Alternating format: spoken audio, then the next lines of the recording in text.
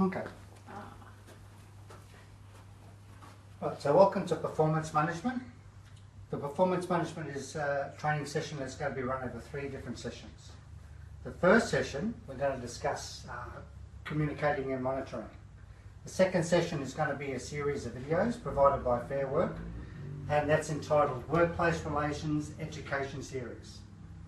The third session is going to involve managing poor performance. Okay, so Sandra, I understand you haven't had any involvement with performance management before? No. No, okay. Do you know anything about the provision of feedback? Not really. No, not really? That's fine, okay. So I'm going to start with downward feedback. So basically that involves the requirements. So management will give you directives and you follow the directives. It could be work instructions, it could be the layout, the format of processes that you have to follow. Then we come to upward feedback. So that's basically involving outcomes.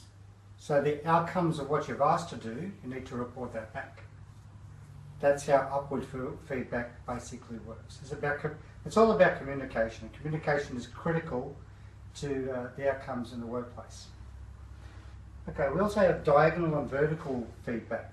And the way that works is it's a cooperation thing, where you may need to communicate with a different department or perhaps someone outside the organisation. So it's basically someone of an equal level to yourself that you need to discuss things with to come to a cooperative agreement.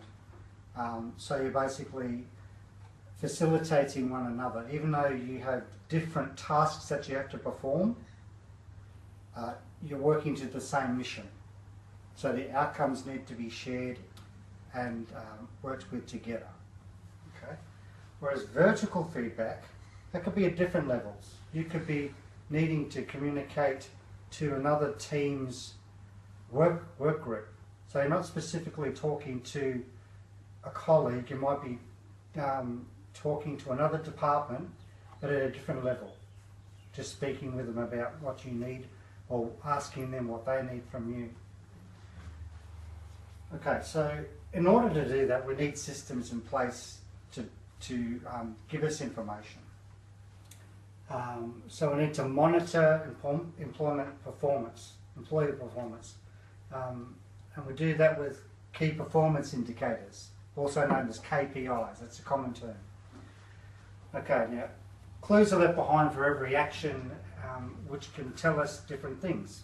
For example, where mistakes have been made, levels of performance and efficiency, the time that it takes to complete tasks, the quality of work, client satisfaction levels, processes, procedures and or policies that we have to follow, the effectiveness of tools, machines and processes, what trial testings have revealed, and establishing if there's any anomalies. If there's something goes wrong, we have to know what that is, we have to identify it and understand it. Okay, so that basically comes back to feedback. So KPIs give us feedback, and in order to monitor feedback we need the KPIs, so they're interrelated. Okay, so what do the KPIs do? So they predict outcomes, they can set benchmarks. So for example, say you sell 500 items one month, and that's in February, and then in June you have a different set of figures. Things have changed. When you come back to February again, you already know what you may be expecting because you've set a benchmark. And that could be different from year to year, but you're basically measuring it against itself. So you can monitor change. So there might be something happening externally that might have changed things, that might have made something different. For example, there might have been a storm. There might have been a policy that has changed in government, that has changed your effectiveness in able to be able to provide services. A whole range of things, but basically monitoring change is one of the things that KPIs can tell you what's going on in the world for next time. Identifying risks. is there any ideas of what identifying risk to be in the form of a KPI? No? No. One example is perhaps a safety tour. You conduct a safety tour. You go around a workplace and you look for any hazards, check off what may be a concern, or make a note about what might be a concern for later on. Identify flaws. If something's wrong, you've got to fix it. So you can predict outcomes and you can monitor change. You can use KPIs to measure and record values. For example, time frames, or it may be quantities, something of that nature. Okay, so we have tools that we can use to measure KPIs. A tick sheet, for example. For example, you get up in the morning, you brush your hair. Tick, brush my hair. Brush my teeth. Tick, I brush my teeth, and so on. So I've got an example here. Okay, so we need tick sheets to basically reflect that we're meeting criteria. One example of that is we check the fluids of the car. So we check the oil and the washer fluid and all that sort of thing. So when we go check oil and fluid levels, tick, done. Okay, data fields. An example of data fields might be quantity. So for example of that, we might have number of pallets, 10 pallets.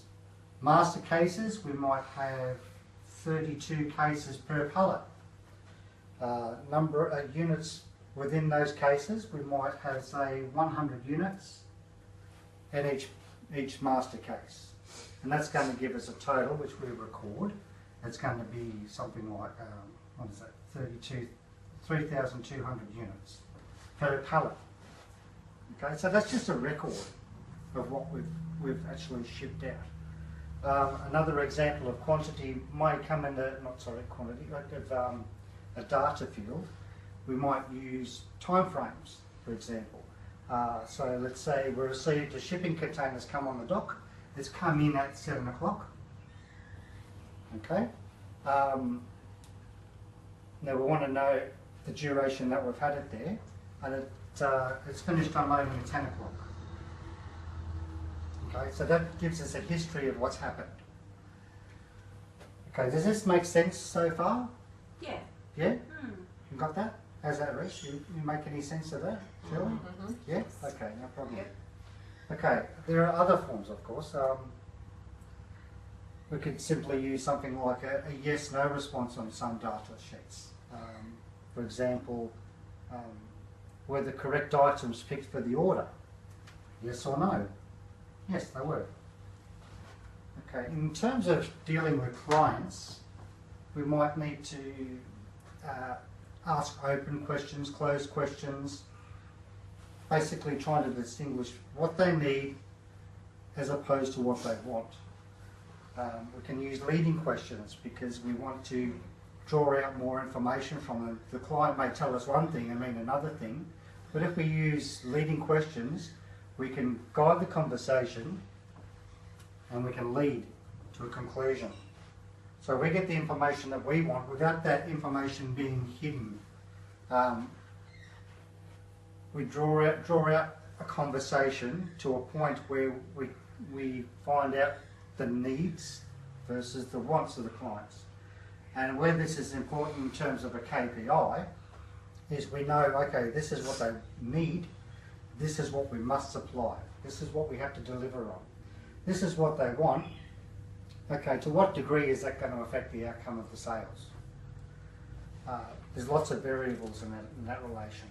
Okay, we could also use lines of inquiry. This helps with things such as conducting interviews where we need to validate what's being said. So it's not as simple as yes or no. It's not as simple as ticking the sheet. But the bottom line is basically that depending on what information you need, you're going to need different tools to be able to do that. Okay. So conducting performance reviews. So we're still okay with that? Does that all make sense? Yeah. Okay. So conducting performance reviews. So in order to do that, we need to be able to collect the KPIs that we've worked on. Now they could be, they may need to be collected weekly, depending on whatever the task is that needs to be monitored. It might be in relation to a project, or we may need to collect the KPIs monthly. After that's done, we need to review it and make things contextual. We need to understand what we're looking at and measure it against previous KPIs, so we get a feel of what's going on. Okay, now there may be times when we need to intervene. If something's gone wrong, or if there's certain behaviours that are taking place that we need to rectify, we may need to intervene and sort this out. So basically we go back to our KPIs, and we take our KPI where there is an anomaly, we take that to the person, the manager or whatever the case may be, that we need to address and say, oh, John, look, this is happening this week, what's going on?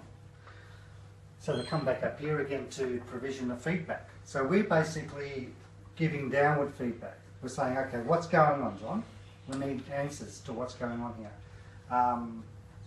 And John will give us upward feedback. He will say, well, this is what has happened, this is what we've done about it, and this is a new outcome since those KPIs have been carried out.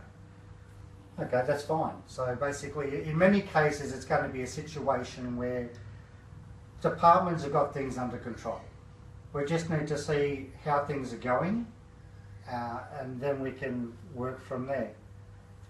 If it gets more serious than that, for example, if there's been an incident that we need to work through, we may need to conduct a meeting, sit down in a meeting and actually come to a resolve. Okay, so that basically ends the session. Is there any questions in relation to that? No. I think you've covered it all. Okay, Reese? Nothing? It all makes sense? Yeah.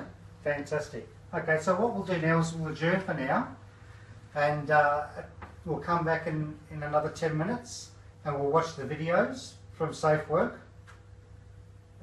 Fair Work, sorry. We'll watch the videos from Fair Work. Fair Work. And and then we'll discuss those matters that we need to do in the following session. Okay, thanks for your cooperation. We'll see you then. Thank you. Thank you.